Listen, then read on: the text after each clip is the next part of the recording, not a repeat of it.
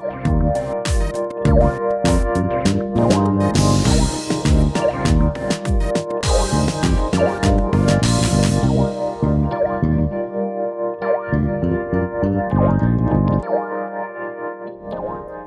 welcome to another episode of Our Own Devices. We are starting this year with a very interesting conversation, and a conversation that has been at the top of the mind for us for a long time and for a few years actually. And that is about the entire conversation around Make in India. No, we are not going to talk about Chat GPT right away. We will get there soon. So, Make in India is something that everybody has been thinking about. The government is very keen to get all the companies to come here and create in India, and we have seen a lot of advancement in that space. The government policy has changed over time to make India a much easier country to set up stuff in. And we have had some very big companies now announcing or literally moving their manufacturing here. And that could be the big opportunity for India in this decade. With us to talk about this and a lot of related topics is an industry veteran, Sudhir Goel, who is the Chief Business Officer at Acer India. Mr. Goel, welcome to the show. Thank you, Rajan. Sir, so you have been with Acer also, I guess, for a long time, right? Yes, I've been here since beginning. Joined in '99, and that's the year when Acer India was established as a 100% subsidiary of Acer Taiwan. So, I guess your stint in Acer India sort of coincides with a lot of things, right? It coincides with India's push towards technology. This I'm sure you are a Y2K, generation. In that sense, you must have tackled that problem head on, and it didn't turn out to be the problem it was sort of being hyped up to be. But you have seen the challenges of running a business like yours in India. So, do you think this is now maybe the best time to run a PC business out of India? For sure, Rajan. I mean, last let's say 23 years in of my career with Acer, we have seen many changes. In fact, my overall career spans closer to about 38 years. So, in 38 years, the industry definitely has changed. All, I mean, completely. I mean, there was no PC at the time when I started my career, and today it's dominated by the PC clients. Within the last 20-25 years, what we have also observed that earlier the Indian consumers, the Indian customers, I mean, their requirements were quite different. We were technologically maybe one or two generations behind the solutions which were available globally. But now, with the aspirational value being so high, with the exposure of the global products and technology, today the customers require the latest technology which is giving them performance or battery life or let's say the weight, so they give a value for those propositions. So the total consumer behavior has changed. We are at the right time or in the right place in the year 2023, because we have seen in the year 2022 post covid there has been a downturn in the global PC industry. However, India still the penetration of PC is quite low, and therefore the India growth story still continues, and that's a good news for most of the PC brands who have been operating in India. So I think it's the right time for us to make our presence felt in the global IT hardware market.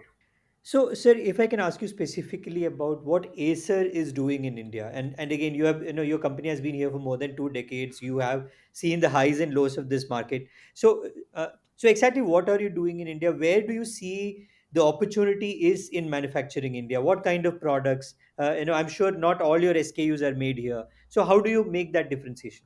Sure. So Acer has always believed as a concept, and this has been our vision statement many years back also, global brand, local touch. And we firmly believe that each country has got a different kind of a requirement, different profile of the customers, the penetrations are different. Therefore, it may need a different kind of a solutions. And India, being such a large populous country, for sure, with such a large market, definitely requires a different solution. So, right from the year 2000, within a year of our establishment in India, we started our assembly plant based out of Pondicherry. We continue to be there. We have definitely expanded in the last 2 decades. I mean, from a small unit, we have now much bigger unit, multiple units spread across the Pondicherry, because we believe that for the right time to market, it is important that we are able to provide the final configuration or customization as per the customer requirement. Even if you take a government customer, they may need a different kind of a customization, maybe the logos, maybe the different boot sequence, maybe their applications need to be loaded for the out of box experience. All these are possible in a much faster time if we are able to do it locally. So we started doing our assembly, as I said, from the year 2000 itself. We also believe as a company that we must promote the local manufacturing. So in the last 3 to 4 years, we have worked with the government, the ministry, to ensure that as the government is moving, coming out with the new policies of promoting the manufacturing in India on the electronics and especially in the IT hardware sector, we are aligned with them. We give them the necessary inputs, and then as and when there is a new policy, we participate in those kind of a initiative which the government is taking to make it a Atmanirbhar Bharat. So we have been completely aligned as per the requirement of the country, as per the requirement of the ministry. So are you also seeing as you move towards manufacturing, are you also seeing that the subsidiary, the bells and whistles, the ecosystem that you need to be a manufacturer, is that also coming into place slowly? Because the PLI scheme has been there now for 2, 3 years now, and have you seen that also fall into place, so that the entire system becomes much more easier to operate in? You see, one of the basic irony, I mean, when we see from outside is that we want a complete solution to be implemented in one go. That does not happen. I mean, Hmm. even if you look at the story of China, it was a phase-wise manufacturing plan. That means you Yeah. start one phase, you do one activity, then you go to the activity, next step, next step, next step, next step, like this. I think in this respect, I mean, the government has been very, very supportive after taking the various inputs from the industry all across, not only Acer, of course, as a complete industry. They decided to come out with PLI 1.0 about 2 years back. Right, that was basically the first step. Of course, does it meet the complete requirement or the inputs which we gave? Of course not. I mean, government will have their own constraints in terms of the money which they can spend on a particular sector. But it was the first positive step. So PLI 1.0, which was announced 2 years back, was the first positive step, which encouraged or gave some kind of a incentive for the local production. I mean, we did participate in that. As I said, that we wanted to promote the local EMS companies, and therefore we partnered with them. And I am happy to tell you that both of the organizations in the first year itself, they could cross the threshold which was set by the government for giving the incentive. And this was minded. This was during the COVID period when all of us know there was a big supply chain constraint. Despite all those constraints, we could produce the goods as defined or the incremental revenue which, let's say, the government of India has defined. So PLI 1.0 was, I would say, an experiment. It was a first initiative. There has been, let's say, a mixed signals. Some organizations could achieve it, some could not, because maybe the incentive was not sufficient enough. I am sure as you move forward with the intent of the government to, let's say, to enable the electronics manufacturing in India, we should see better days in the future. So, sir, when it comes to manufacturing, in India, what are the kind of goals that you would have set yourself? What percentage of the units sold in India need to be produced in India? Do you have any such kind of goals? No, we don't have that kind of goals. As we said, that if we look at the complete IT hardware product line, so you have the desktops, you have the monitors, you have the all-in-ones, you have the laptops, you have projectors, you have panels, many many things, tablets, for many things. So we started with the easiest ones, which were, let's say, the desktops, monitor, and all-in-one.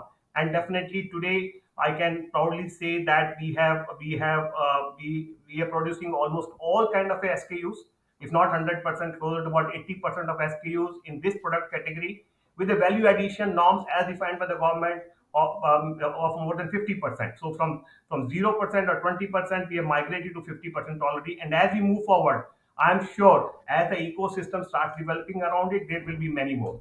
The laptops and tablet was first introduced through the PLI 1.0. There, of course, we have moved certain SKUs. As I said, it was all during the COVID time frame, difficult in terms of the process implementation, learning, because there not travel, too much of travel was allowed. So we had all those constraints, and of course, the commercial constraints of the handicap which we have of local manufacturing, and the amount of incentive was not matching.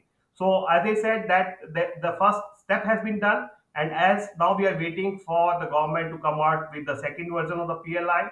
Uh, it was announced by the minister himself in the Davos, saying that maybe the government is working on that. We hope the government comes out with those, and then we will see many more SKUs being manufactured in India. Sir, we are in the middle of what is still very tough times for the IT manufacturing industry.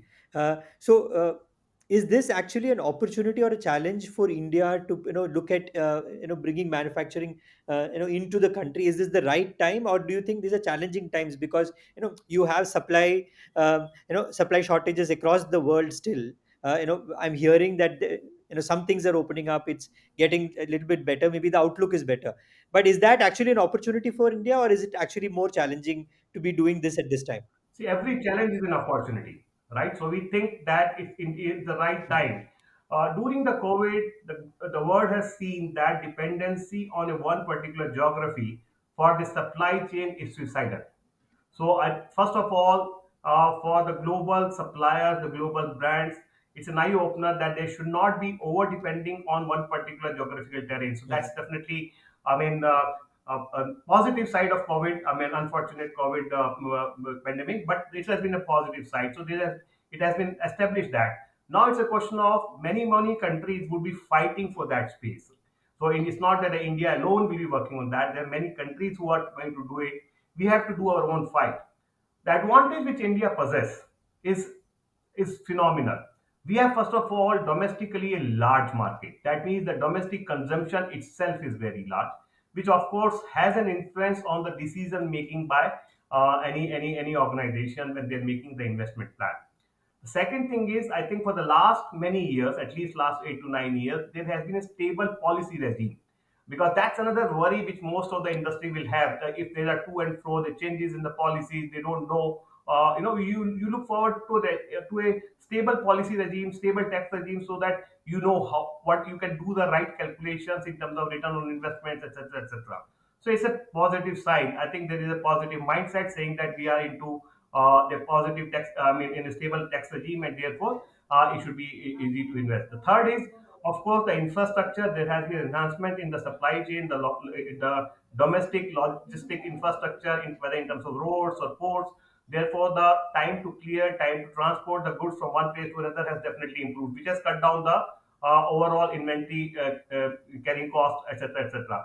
So these are all positive signs, and I think with the India growth story intact, I'm quite optimistic that as we move forward, you will see many more. I mean, the increase in the manufacturing in the IT hardware. Just to share a data, I mean, there are the recent report which was published.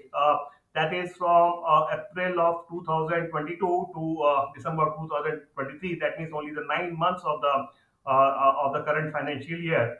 The IT hardware itself, the IT hardware export of the from the India itself has grown up by 32%, which is not bad. And like you said, it's not that the supply chain is completely smooth of the component, but still we could grow. The export itself could grow by about 32%, which is very positive, and it shows that we are on the right track. Which is exactly the next question I wanted to ask you. Like, as you said, huge market internally, but there is an opportunity in exporting also. But is that an opportunity for a company like Acer, which anyway operates from within this region, right? Like, you have are from Taiwan, you have manufacturing in China. So, is it a big opportunity for you to move, production to India, which is, almost in the same geography? For sure. I mean, just to tell you that, as I mentioned, that we started our manufacturing journey with a desktop and Mhm. all-in-one. We have been doing the physical export from the India. I mean, to the Far East countries, etc., etc. We were not trying to explore the other countries. For sure, in case as an organization, if the total manufacturing cost comes out to be better or cheaper in India, for sure, any company will like to move it. So, as I said, there are still handicaps in terms of the domestic manufacturing because let's say in the overall supply chain cost, etc., etc., the total investment return on investment, the cost of finance, it doesn't, it's still not making it too attractive. But since the first step has been taken, I am sure subsequent steps will enable or remove these handicaps, and then will become a manufacturing hub not only for the domestic consumption but also for the export. So, are you seeing, like, having understood this, market and ecosystem for many decades, are you seeing India now, having that launch pad to become a manufacturing hub for the world, at least in some of the sectors, like, IT hardware? No, we have see. I think we have seen it in the mobile phones, right? I mean, today when we talk about close to about $7 billion worth of exports from India of the smartphone or mobile phone market, it shows that as long as there is a will, and as long as there are right efforts, as long as there is a right coordination between the policymakers and the industry, everything is possible, right? So it's a question of, let's say that would have been the first priority for the government because of the large scale, but definitely IT hardware has been in their radar for the last 2 years. There is a lot of focus, there's a lot of engagement, there's a lot of discussion which takes place on the policy making with the industry.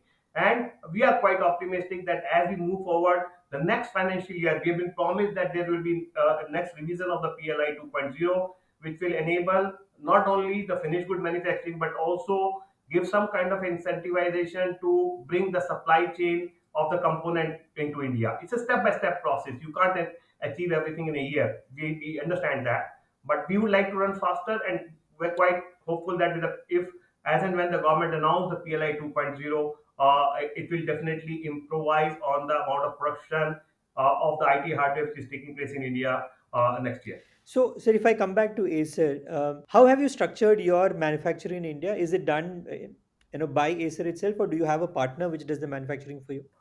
As I said, that we firmly believe that we should promote the EMS, local Indian EMS ecosystem. It is also aligned with the government initiative of promoting the SMB segment. So we have identified the SMB EMS players who have the necessary desire, who are willing to learn and implement, and we have partnered with them to enable the local manufacturing. So what we brings onto table is the processes. We have bring onto table the business, the revenue commits. We give them the processes, and then try to educate them onto that, and then it will become a learning curve for them, and which will enable them to not only manufacture for Acer, but for that matter, any other company also.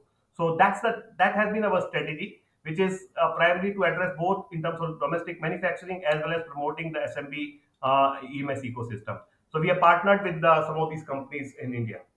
So, Mr. Goel, if I can ask you one last question. You mentioned PLI 2.0.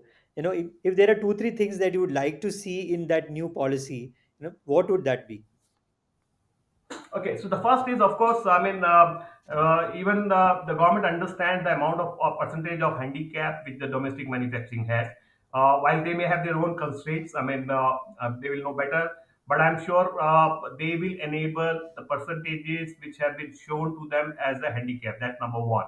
So the current percentage of what is in the PLI 2.0 is grossly insufficient to move the mass manufacturing to India.